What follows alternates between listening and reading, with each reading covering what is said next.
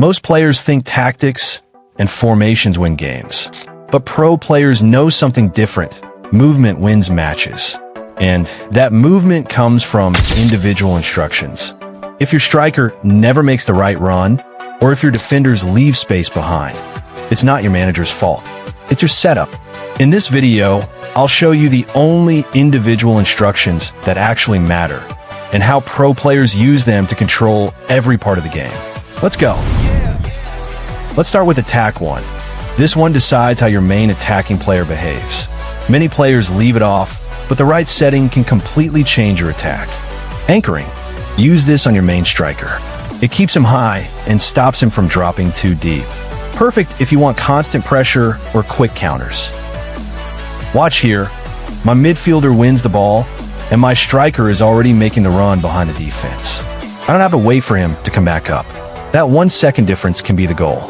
That's for anchoring. It keeps your striker high and ready to attack.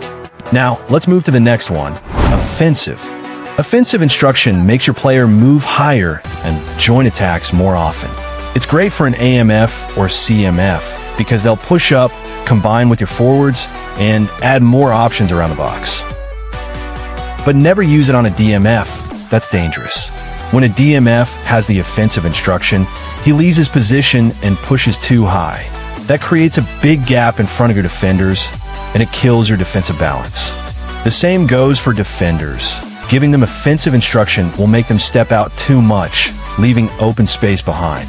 So keep it only for players whose main job is to support attacks, not to protect the back line. Defensive instruction makes your player focus on covering the defense instead of joining the attack. He stays ready to intercept, support the back line, and maintain balance when your team loses the ball. It's ideal for a DMF or a defensive CMF because they'll help protect the space in front of your defenders. This instruction doesn't make the player drop deep. It just limits his forward movement. Now, let's move to defense instructions. Here's where your defensive setup can really make a difference. Let's start with tight marking. When you assign this instruction to the opponent's main attacker, your defender will immediately stay close and pressure him the moment he gets the ball, limiting his space and cutting off his attacking options. But here's the downside. If you face a player who knows how to use quick 1-2, this can completely expose your backline. The defender following his mark will leave gaps that can be easily exploited. So use tight marking wisely. It's strong, but risky if your opponent plays fast combinations. Next, we have man marking. This one works almost like tight marking, but with more control. Instead of letting the game decide who marks the opponent, you personally assign which defender should stay on a specific attacker. It's perfect when you want your best defender to lock down the rival's key player. For example, I assign man marking to my center back on Holland. From the moment the match starts, my defender stays glued to him, following every movement, blocking his runs, and not letting him receive the ball comfortably. Even when Holland tries to drift wide or drop deep, my defender tracks him instantly, cutting off his passing options and forcing him to play backwards. This makes it extremely hard for the opponent to build attacks through their main striker. And honestly, man marking gives you more control than tight marking because you decide exactly who covers who. It's smarter, more direct, and way more reliable if you use it on the right player. Now, let's move to counter target. This instruction is designed for your key attackers, usually your CF or second striker. When it's active, the player with this role will stay higher up the pitch instead of tracking back. The goal is simple, to keep him ready for quick transitions. So when you recover the ball, he's already in position to start the counterattack. It works best when you want someone positioned high to start transitions immediately after winning the ball. Finally, we have deep line. This instruction tells your player to stay closer to the defense instead of pushing high up the pitch. It's available for almost every position except defenders.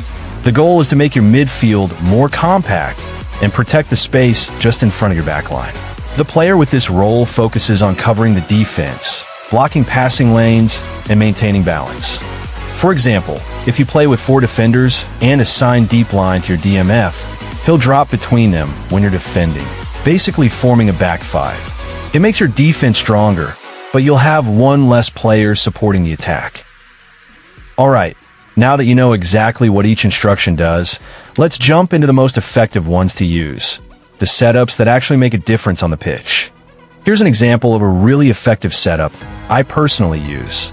In Attack 1, use anchoring on your main striker. This keeps him from dropping too deep and ensures you always have a target up front. In Attack 2, use anchoring again on your second forward if you play with two strikers, so they stay aligned and make those deadly runs behind the defense.